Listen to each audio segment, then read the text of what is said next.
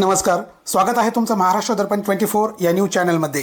लाडके उपमुख्यमंत्री अजितदादा पवार यांच्या आठवणींना बोरीमध्ये अश्रूंनी उजाळा। महाराष्ट्राचे लाडके उपमुख्यमंत्री अजितदादा पवार यांना श्रद्धांजली अर्पण करण्यासाठी राष्ट्रवादी काँग्रेस पार्टीच्या वतीने बोरी येथील बाजार मैदानामध्ये भव्य शोकसभेचे आयोजन करण्यात आले।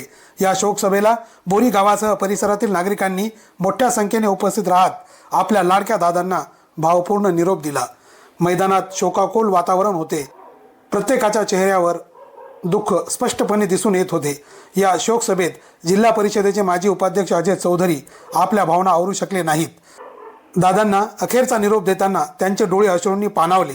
अजितदादा म्हणजे केवळ एक नेता नव्हते, तर सर्वसामान्यांना आधारवड होते, असे सांगताना उपस्थितांचीही मने हेलावून गेली। अजितदादा पवार यांचे व्यक्तिमत्व सर्वांना सोबत घेऊन चालणारे होते। पक्ष, पद, सत्ता या पलीकडे जाऊन कामाला अग्रस्थान देणारे नेतृत्व म्हणून त्यांची ओळख होती।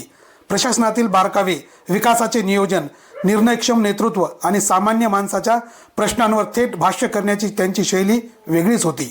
उत्कृष्ट संवाद कौशल्य, हजरजबाबीपणा, भाषणांमधील विनोदी किस्से आणि विनोदातून मारलेले नेमके टोमणे हे दादांचे खास वैशिष्ट्य होते। त्यांच्या भाषणांमध्ये हसत हसत गंभीर संदेश दिला जायचा। त्यामुळेच ते केवळ राजकीय व्यासपीठावरच नव्हे, तर जनतेच्या मनातही कायम घर करून राहिले। अजितदादांच्या जाण्याने महाराष्ट्राच्या राजकारणात जी मोठी पोकळी निर्माण झाली आहे, ती भरून काढणे अशक्यप्राय असल्याची भावना सर्वत्र व्यक्त होत आहे। माझ्या हक्काचा, माझ्या कामाचा माणूस आज काळाच्या पडद्याआड गेला, अशी भावना सामान्य नागरिकांच्या मनात दाटून आली आहे। महाराष्ट्रातील प्रत्येक घराला असे वाटू लागले की आपल्या घरातीलच एक व्यक्ती आपण गमावली आहे। छोट्यांपासून ते वृद्धांपर्यंत सर्वांच्या डोळ्यात अश्रू होते। अनेकांच्या मनात अजूनही एकच आशा आणि भीती दाटून आली आहे, कधीतरी दादा परत येतील का? तीच हजरजबाबी शैली, तोच उमदेपणा, तीच स्पष्ट भूमिका पुन्हा ऐकायला मिळेल का? अजितदादांचे कार्य केवळ पदापुरते मर्यादित नव्हते। उपमुख्यमंत्री पदाच्या माध्यमातून त्यांनी राज्याच्या विकासासाठी घेतलेले निर्णय, शेतकरी, कामगार, युवक, महिला आणि सर्वसामान्य जनतेसाठी उचललेली पावले आजही लोकांच्या स्मरणात आहेत। त्यांचे कामकाज, धाडसी निर्णय आणि स्पष्ट भूमिका हीच त्यांची खरी ओळख होती। आज महाराष्ट्राच्या मनावर दुःखाचा जो डोंगर कोसळला आहे, तो कधी ओसरेल याचे उत्तर कुणाकडेच नाही। मात्र अजितदादा पवार यांचे विचार, त्यांचे कार्य आणि त्यांची शैली कायम जनतेच्या मनात जिवंत राहील, हीच या शोकसभेतील प्रत्येकाच्या मनातील भावना होती। ब्युरो रिपोर्ट, महाराष्ट्र दर्पण 24। भैया, काय सांगाल की दादांची पोकळी ही न भरून निघणारी आहे? दादांचा प्रवास तुमच्यासोबत नेमका कसा राहिला आणि पोकळी कायम राहणार आहे, त्याबद्दल काय सांगाल?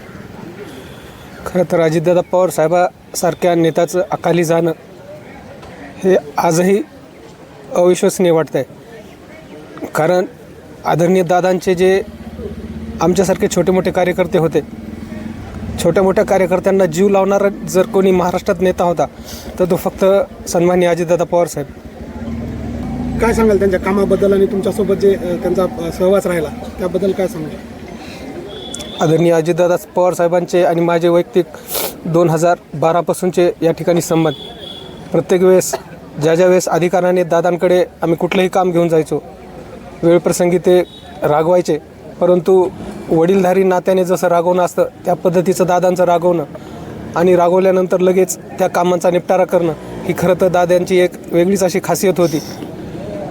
बोरीच्या आणि परिसराच्या विकासासाठी ज्या वेळेस जे शब्द दादांसमोर आम्ही मांडले, त्या शब्दाला पूर्ण करण्याचं काम आदरणीय दादांनी केलं आणि दादांच्या अकाली जाण्याने कधीही भरून न निघणारी पोकळी आता महाराष्ट्रामध्ये निर्माण झालेली आहे।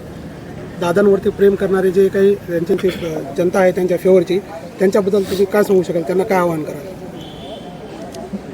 दादांचा लढावा बाणा बघता जरी आज आपण पोरके झालो असतो, तरीसुद्धा सन्मान्य दादांचे जे विचार आहेत, सन्मान्य दादाची जी काम करण्याची पद्धत आहे, जसं दादांनी म्हटले, आता रडत बसायचं नाही, आता लढायचं, त्या उक्तीप्रमाणे कामातून आणि लोकांच्या सतत सेवेत राहून दादांना या ठिकाणी आपण सर्वांनी खरी आदरांजली वाहिली पाहिजे, असं माझं वैयक्तिक मत आहे।